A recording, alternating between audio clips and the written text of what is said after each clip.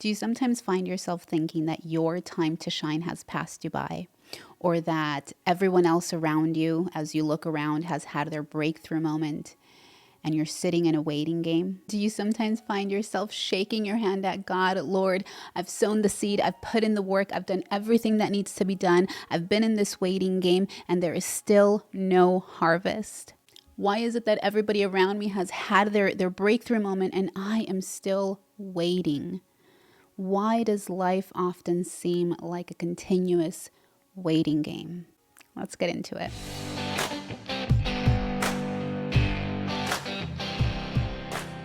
Hello, my lovelies. So happy to have you back. Sandy Salgado here.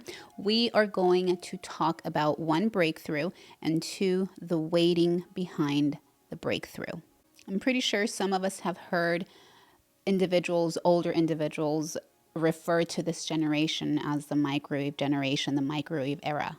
And that is because we all want immediate gratification. We want instant results. We're all looking to hit that overnight success to go viral with all these social media platforms that we have. And absolutely no one is willing to do the work. And how great would it be if we could all just experience that overnight success and not have to put in the work, the true, genuine work that it takes to actually succeed in life. And the sad truth is that nobody or very few individuals are willing to talk about what it really takes to succeed.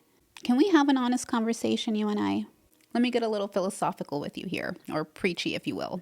I want you to look at a tree or a plant. Before that tree becomes a tree, it is first a seed. We have to plant it into soil. And what is the first thing that happens that we don't have access to, that we cannot see?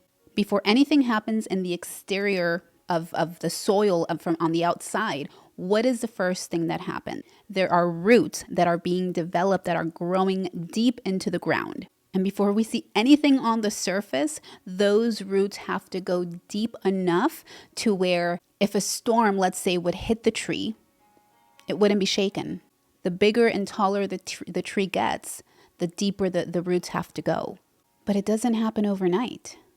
Before we see anything on the surface, those roots are growing day in and day out, night and day, deeper and deeper into the soil. So that when those storms do come, or those sandstorms like we had here in Vegas just a couple of days ago, that was absolutely scary. When those storms, those crazy winds come, nothing happens to the tree. It will sway left and right. Perhaps a few branches will fall off or break off. But the tree trunk and those roots are rooted so deep into the soil that it didn't phase the tree. And logically, we understand the process of the tree, the process that it has to go through. And as human beings, as individuals, as a society, as an individual with purpose, we have to also go through that season of preparation, that season of waiting, that season of getting our roots so deep into our purpose that when trials come, when storms hit us, when difficulties arise, nothing shakes us. But how often is it that we find ourselves shaking our hand at God, or resenting God, and questioning his timing, and questioning why Susie or Joey or Stacy or Karen or whomever has already had their breakthrough, and we sit here in that waiting game. We've put in the work, we've sown the seed, we've sat in this waiting season, in this waiting period, and it seems as though we have nothing to show for. Only we don't realize that in this waiting period, we are rooting ourselves into our purpose. We're gaining clarity as to what it is that's going to perfect us and strengthen us in our journey. Could I share a few truths with you, a few possibilities as to why perhaps you are in this waiting season and why it's not all bad? First and foremost, let's change our perspective of what this waiting period really means. We associate it with negativity, we associate it with no results, and we associate it with failure. When in reality, it has always been a season of preparation, a season of strengthening us, of polishing our character, of developing our gifts and talents that will be useful in our journey, through our journey, and for our purpose. But again, we all live in this immediate gratification, this microwave era where everything has to be overnight, and we're not willing to wait. We're not really willing to put in the work. If you have children, would you throw your children without absolutely any zero experience whatsoever into the world to fend for themselves, a 5-year-old making it in life on their own? Absolutely not. You have to instruct them and teach them and guide them in the ways that they should live. How much more does our Heavenly Father care for us as a perfect Father who's willing to put us through these seasons, through these trials, because He knows that we are not ready to face the world, to conquer our dreams with absolutely zero experience or zero backbone. We have to consider the reality and the truth and the fact that it's not a season of waiting. God has not forgotten you. It's a season of preparation, because in reality, we're simply not ready for what we're asking for. Number 2, is this season of waiting really God ordained, or have we stayed in this season longer than we should due to our rebellious nature, due to our stubbornness, because we're trying to do things in our own way, in our own strength, and we've not once stopped to address our why. Why am I doing this? Why do I want to chase these dreams? Are we doing it out of selfish desires? Or are we doing it really because there's something inside of you, something inside of me that is greater than me? We have to understand that every journey, though it's different, it's very similar in one way. Our purpose, our journey, our gifts, and our talents were not given to us to serve ourselves. They were given and assigned and designated for us and to us to serve humanity. So ask yourself, have you been reciting insanity over and over again? What does insanity mean? Doing the same thing over and over again, expecting different results. Are you in this waiting period really out of preparation or out of your own stubbornness? Food for thought. Number 3, I would encourage you to really acknowledge or accept the fact that your breakthrough is really in the waiting and not in the final destination.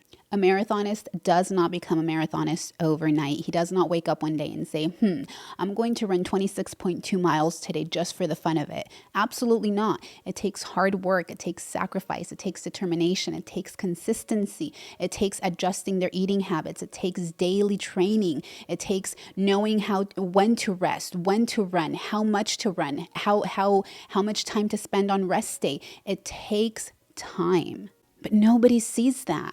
Everybody sees the 26.2 miles that they achieve, but nobody is willing to really take a step back and look at what it took to run those 26.2 miles. A boxer, a champion, does not get into the ring one day and completely obliterate or destroy their opponent. It takes hard, long, grueling hours of training and sacrifice to be able to enter into that ring and take those 12 rounds or how many ever rounds they're able to fight through. A lawyer just doesn't show up to court one day and completely supernaturally wins the case because he happens to be easy on the eyes of the judge or the courtroom or the jury. No, it takes preparation. It takes knowing the law, memorizing the law, studying the case to be able to win that case.